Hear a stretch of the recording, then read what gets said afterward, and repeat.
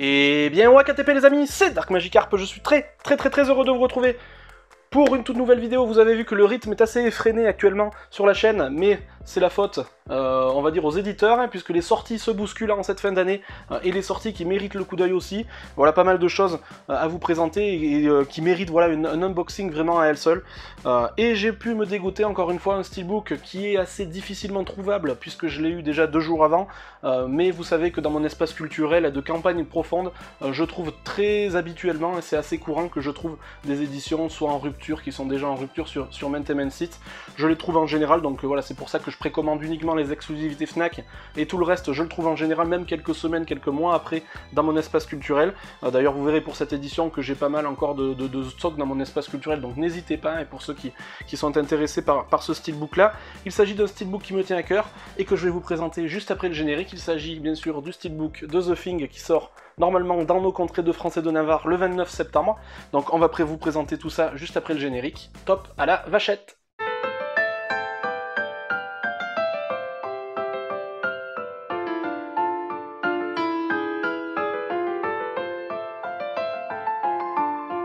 Avant de commencer à vous présenter le steelbook, j'ai dérogé un petit peu à la règle habituelle, puisque vous savez que lorsque je possède une édition Blu-ray classique ou une édition steelbook Blu-ray simple d'un film, je ne prends pas le 4K, mais j'ai dérogé cette fois-ci à la règle, tant c'est un film que je voulais absolument découvrir en 4K, voir ce que ça donnait au niveau du jeu de couleurs, au niveau du son, etc. Mais j'avais déjà le steelbook de 2011, et voilà, un steelbook qui a déjà 10 ans et qui commence à dater, mais qui était déjà très sympa à l'époque. Vous voyez que c'était l'époque, la belle époque, on va dire, l'époque qu'on regrette un petit peu, où on avait du travail de relief sur quasiment tous les steelbooks, hein, là au niveau du titre notamment. Donc un steelbook de 2011 qui était très sympa et qui possédait la version Blu-ray classique que je garderai dans la collection, hein, parce que bon, c'est un steelbook qu'on voit pas si souvent que ça. Et j'ai quand même décidé de prendre donc notre steelbook sorti le 29 septembre dans nos contrées de The Thing, voilà, film de John Carpenter bien sûr, sorti en 1982, et avec notre fameux Kurt Russell, et voilà que les aficionados d'épouvante horreur et de films de genre aiment tant.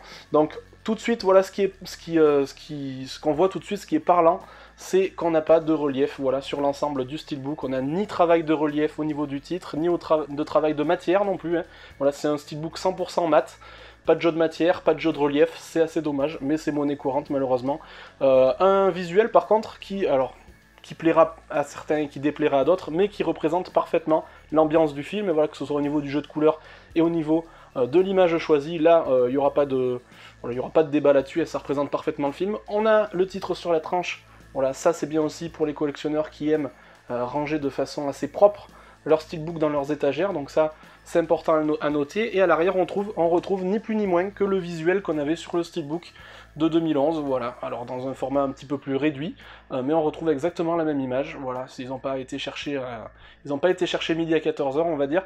Et lorsqu'on ouvre le steelbook, on a une continuité bien évidemment. Alors certains trouvent ça un petit peu trop monotone, mais moi je trouve ça assez harmonieux. Voilà, lorsqu'on ouvre le steelbook en entier, on obtient cet artwork là.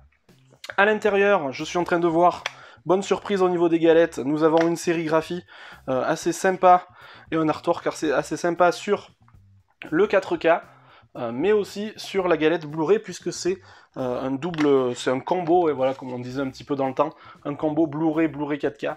Donc voilà, on retrouve une sérigraphie sur chacune des galettes, c'est toujours sympa.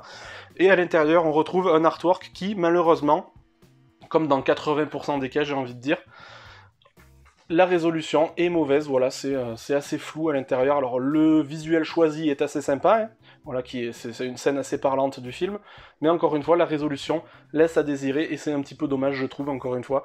Mais bon, c'est comme ça, elle a le mérite d'exister. On avait à l'époque, je sais pas si vous vous souvenez, certains steelbooks qui n'avaient même pas d'artwork à l'intérieur, donc on va pas se plaindre. Si on regarde le petit feuillet habituel, hein, voilà, avec le petit édition limitée, bien évidemment, on retrouve, alors au niveau audio, qu'est-ce qu'on retrouve sur le 4K? C'est ça qui nous intéresse. On retrouve du DTS:X sur l'anglais, mais sur le français, on aura... Alors attendez, je suis en train de rêver. Ah si, j'ai eu peur, j'ai cru qu'il n'y avait pas de français. DTS Digital Surround 5.1. Donc voilà, c'est correct. C'est pas extraordinaire non plus, mais ça reste correct. Donc voilà, on se satisfera de ça. On préférera peut-être quand même le DTX en anglais, avec les sous-titres français, ça fera amplement le taf normalement. Donc voilà les amis, j'espère que cette vidéo vous aura plu, n'hésitez pas à me dire dans les commentaires ce que vous pensez de cet objet, de l'objet en lui-même, si vous allez le prendre ou non, ce que vous pensez aussi du film, bien que je pense que ce soit un film qui fait l'unanimité, notamment dans les abonnés de ma chaîne. Le petit pouce bleu ou le petit pouce rouge, encore une fois, vous êtes les seuls décideurs de la chaîne, et ça ne changera pas dans le futur, vous faites absolument ce que vous voulez. D'ici la prochaine vidéo, plus que jamais, sortez couverts, portez-vous bien, et puis salut, salut!